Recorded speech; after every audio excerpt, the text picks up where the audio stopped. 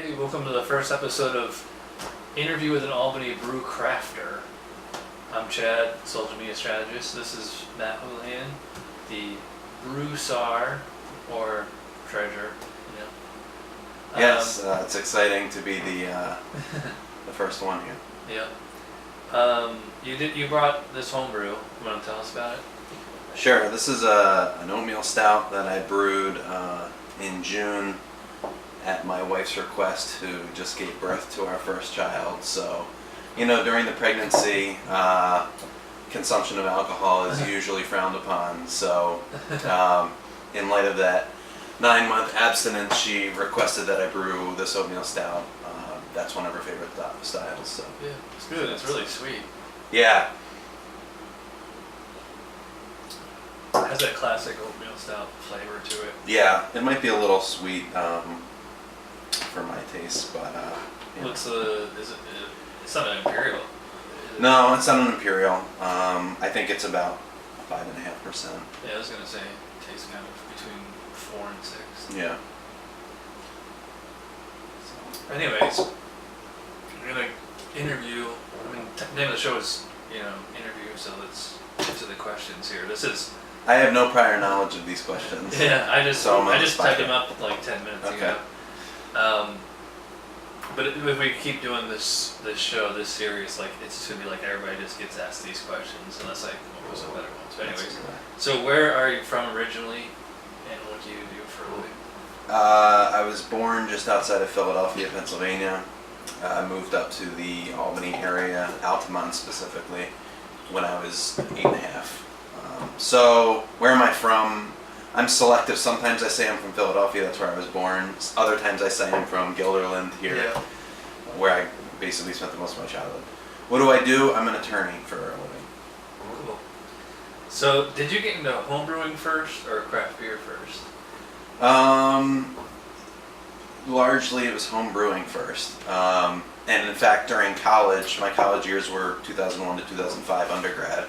I did not like drinking beer. I mean, what I was familiar with was, the Miller Lite and Keystone Light, beer pong type of beer. Yeah. And I just didn't like it. And Sierra Nevada, I remember trying, and I thought it tasted like celery because of, the hops in there. But so it was home brewing first.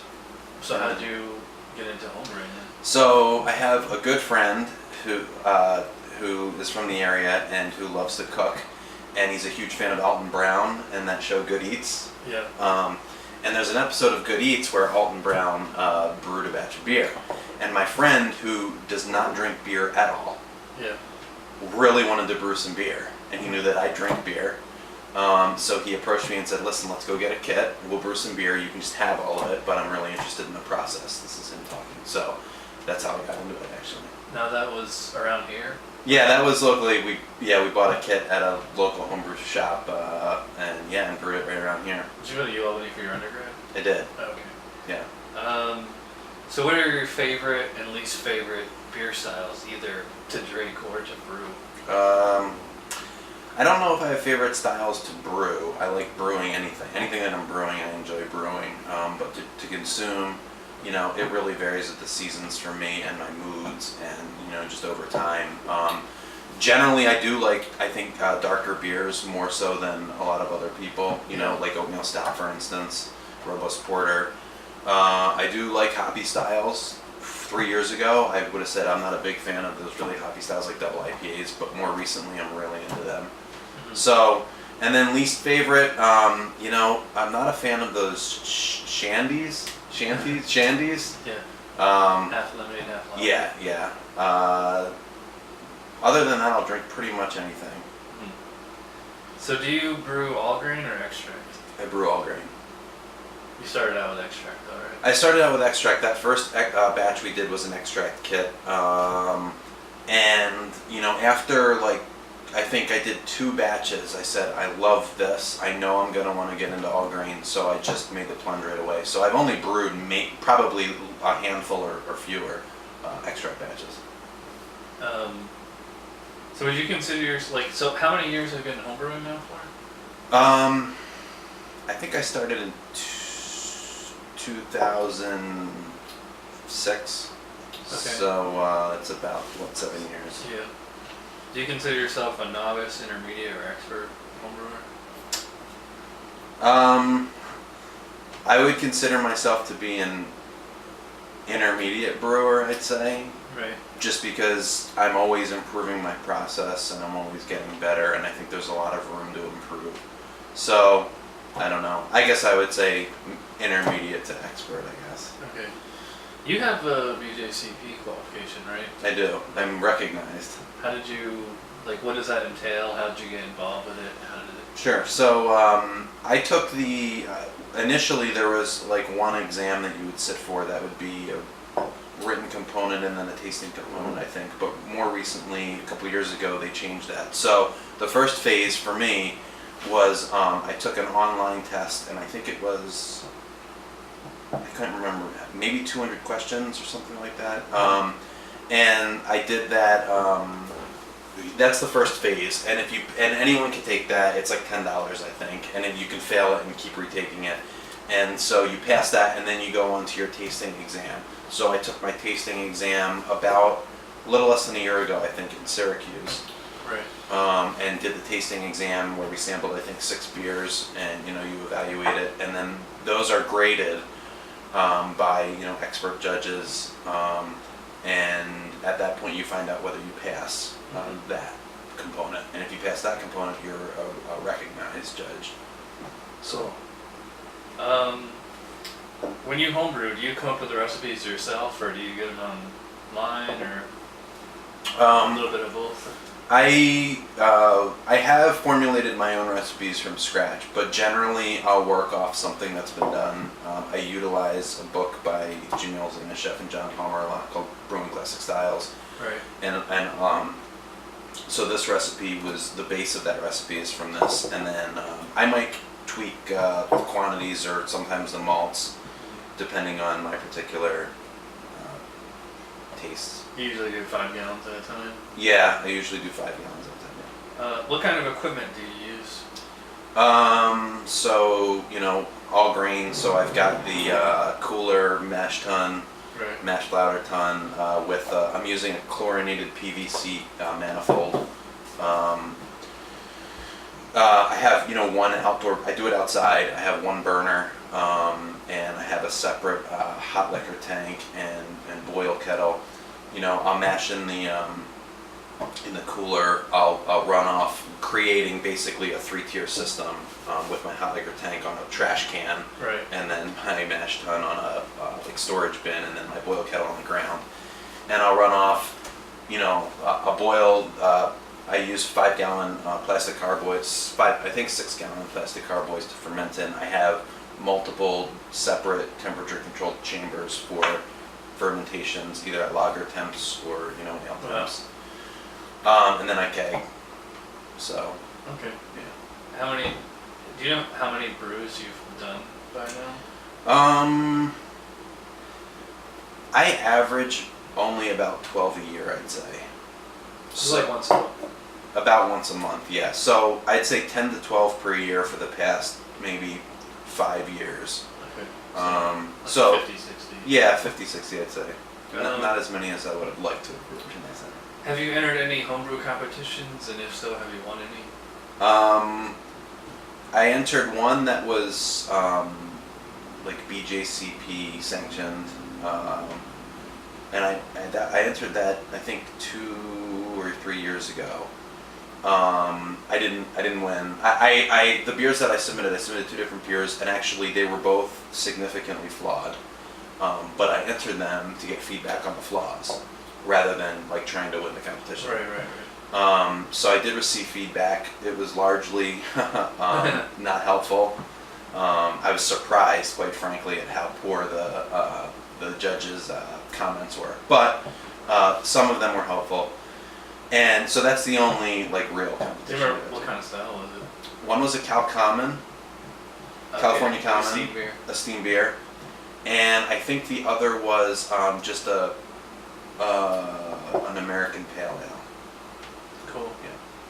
Yeah. What's been your most challenging or daring homebrew that you've done today?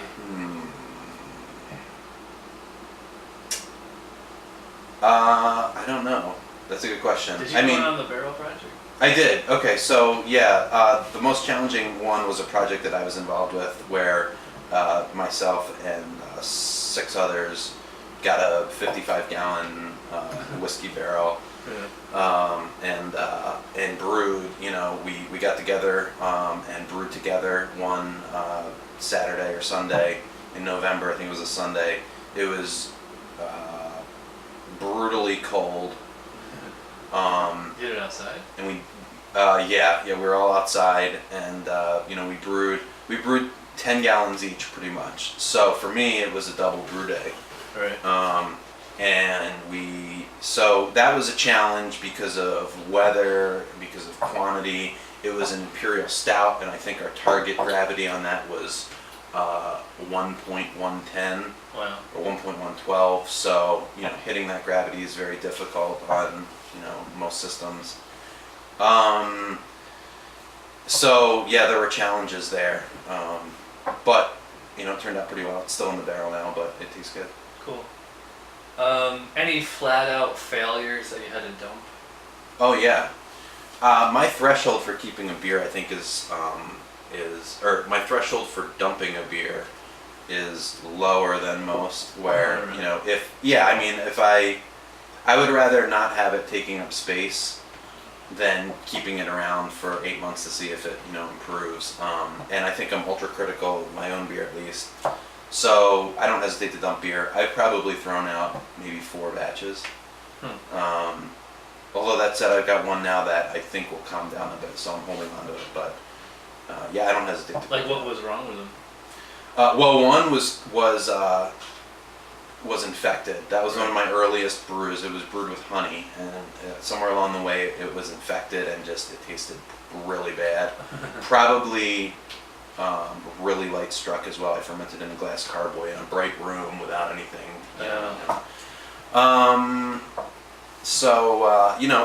It's mainly flaws or just significant deviation from what I was shooting for, where it just wasn't.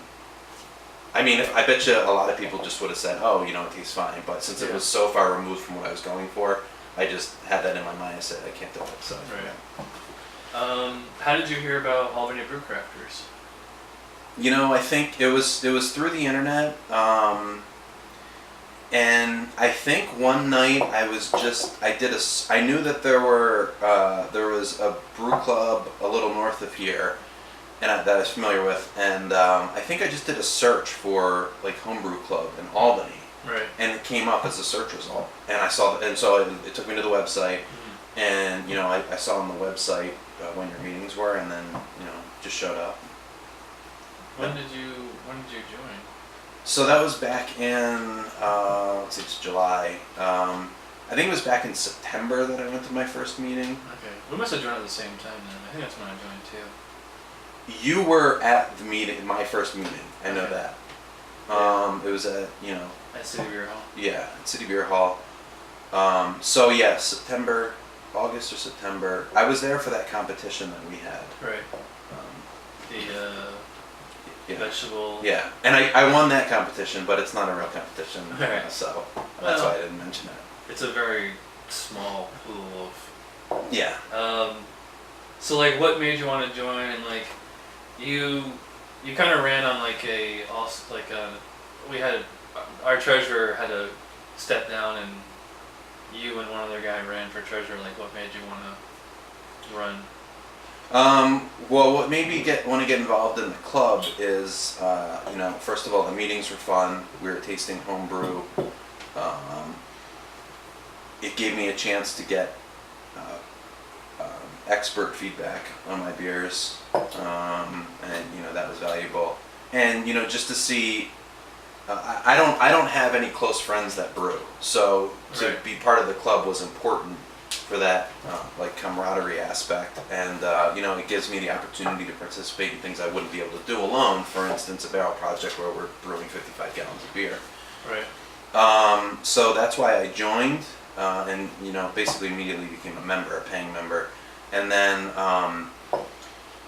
in terms of the treasurer position, I thought that there was some opportunity there that I could, or some expertise that I could lend to the club and helping it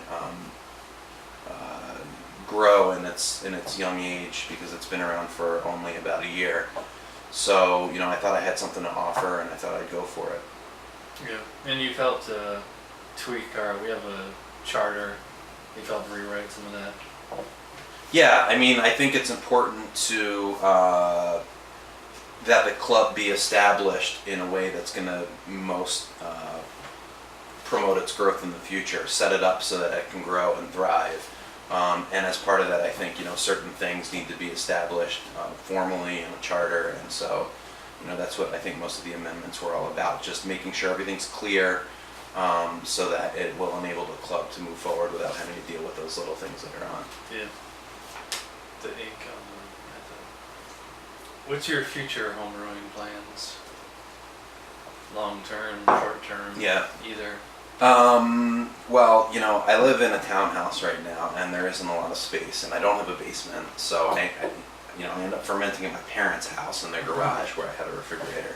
So my plans are that when I move into a new house, I'll have my own brew space, and so that's going to enable me to brew more often, because I won't have the equipment scattered about town, and it'll give me again more space. So I want to build a kegerator. I mean, ideally, I would have a brew space like in its own garage or something, where there's a bar in there and all that, like you see some of these guys do. Or in my basement, I'd like to do that. So it's really just expanding. I'd like to switch probably to 10-gallon batches as well. So it's everything. It's upgrading equipment. It's building new equipment like a kegerator. So acquiring more kegs so I can have more on tap. So yeah, and I'll be coming to your future house. What advice would you give to up and coming homebrewers, or somebody who's like, Well, I think that it's important to decide early on whether or not it's a hobby that you're going to continue with, because if it is, then that'll make investment in equipment and so on worth it. But if it's a hobby that you're kind of you don't really know if you like it, I don't think you're going to improve that way, because you're not going to want to dedicate resources like time and money to becoming better at it. So I think it's important to decide up front really how much you like to do it. Some people buy a kit and brew it once or whatever, and it turns out horrible, and then they say, I didn't like that anyway, and I didn't like the beer, so let's just stop. So that's good, just stop at that point. But don't get discouraged. I think it's really, really hard to brew great beer, and there's always room for improvement. So what I've done is I've done a lot of reading. I've done a lot of listening to podcasts that help me to improve my brewing, where I can't brew as often as I want to, but I feel like the more I can somewhat supplement that by educating myself about the proper techniques and so on, so that when I do get to brew that batch, I can brew it well, and I won't have to go through 4 or 5 iterations of that to figure out, what how to do proper temperature control on fermentation, for instance.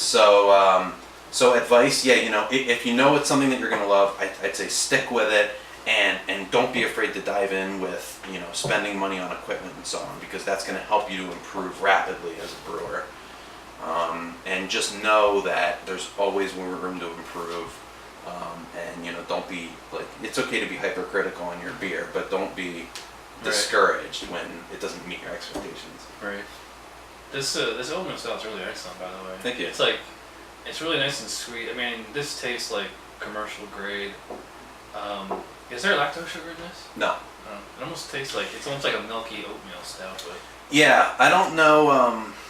I agree. I think it's a little bit sweeter than I wanted, and I don't know why that was. I think I hit my mash temp, and I don't think I had any attenuation issues with the yeast, so I'll have to revisit that and look at my notes. And I think it's fine. I think it's good the way it is. Yeah, it is. It's not like cloying sweet. It's just like a No. It's almost like an oatmeal milk stout or something. Yeah, exactly. So yeah. Like I said, about wraps up. So thanks to Matt for coming over. Thanks. Cheers. Cheers. Thanks you guys for watching. We'll see you next time.